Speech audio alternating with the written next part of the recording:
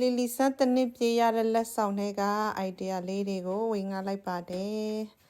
ကြိုင်နေတဲ့ရင်အိုင်ဒီယာလေးတွေယူကြပါနော်ဝတ်စားလေးတွေဖတ်ဆက်လေးတွေကကလေးတွေအတွက်အရန်ကျိုးဝင်ပါတယ်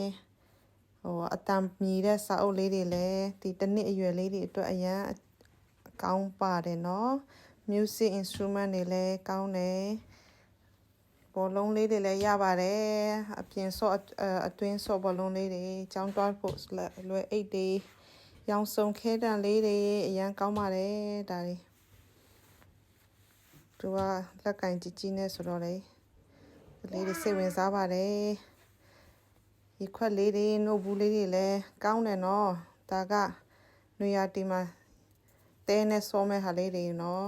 အယုတ်လေးလည်းကောင်းတယ်ဒါဆိုလည်းရန်ကောင်းပါတယ်အုံနောက်ညံဖွံ့ဖြိုးဖို့အတွက်လို့ယူဆပါတယ်